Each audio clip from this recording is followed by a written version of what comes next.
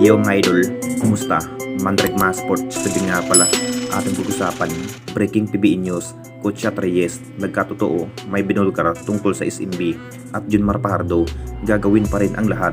Subukas na nga rin ang mapapalaban ng SMB at hindi tropang giga, siguradong ini-expect na nga rin na magandang laban na nga rin ang magaganap dahil lamang na nga rin sa series ang kupunan ng SMB na may isang panalo. Talagang pinatunayan pa rin ng SMB na kayang talunin ang hindi tropang giga, pero matinding paglalaban na nga rin sa finals mga idol dahil mukhang hindi pa rin papayag ang hindi tropang giga na manalo ang kupunan ng SMB. Naging impact na nga rin sa laban ng SMB kung saan lamang bilang bigman na may abay Junmar Fajardo kung saan nahihirapan nga ang hindi tropang giga sa bindid area. Ito pa rin ang dahilan kung bakit nakakalamang nga ang SMB sa laban. May binulgar na nga rin itong si Coach Reyes mga idol.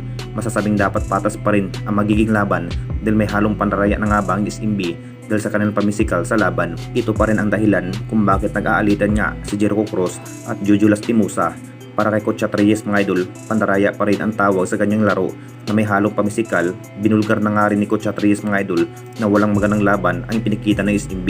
Puro pamisikal ang kanilang laban. Pagsisikapan pa rin ni Coach Reyes mga idol kung paano pa nga ba ang tamang gawin para matalo nga ang SMB. Dahil may isang panalo na nga rin ng SMB habang ang TNT tropang giga, pinagplano na rin kung paano pa nga ba matitiklop ang SMB sa Game 4 hanggang matapos na nga rin ang series. Nakita naman nating lahat, hindi pa rin magiging madali para sa TNT tropang giga ang sitwasyon dahil hawak pa rin ng SMB ang lamang. At dito na naman tayo sa isa pa nating balita, Junmar Fajardo, gagawin pa rin ang lahat. Alam na nating lahat mga idol, talagang pinatunayan pa rin sa nasabing bigman ng SMB na si Abay Junmar Fajardo na malalakas pa rin ng SMB. Si Abay Junmar Fajardo pa rin ang inaasahan sa bidid area. Lakas pa rin ng SMB dahil nakakaangat nga sa finals. Ngayong araw pa lamang po, pinaghahandaan na nga rin ng SMB ang TNT tropang giga. Bukas na nga rin ang magiging laban. Dalawang panalo na nga rin ng SMB kung saan makuha na nga rin ang matagal ng hinahangad sa ating liga, ang kampyonato. May inamin na nga rin si Junmar Fajardo mga idol na gagawin pa rin ang kanyang best performance para matalo lamang ang kupunan ng TNT tropang giga. Sabi pa rin ni Abay Junmar Fajardo na hindi na rin mawala ng pisikalan dahil finals na nga rin at aggressive pa rin ang mas kinakailangan dahil inamin pa rin ni Abay Junmar Fajardo na hihirapan pa rin siya sa TNT tropang giga, particular kay Brandon Roser. Talagang husay pa rin sa depensa ito si Brandon Roser mga idol. Mas lalo pang hinihigpit ang TNT tropang giga ang depensa kay Abay Junmar Fajardo, pero gagawin pa rin ni Abay Junmar Fajardo ang lahat mga idol para manalo nga sa finals. Hindi pa rin biro ang kanilang pinagdaanan hanggang elimination round.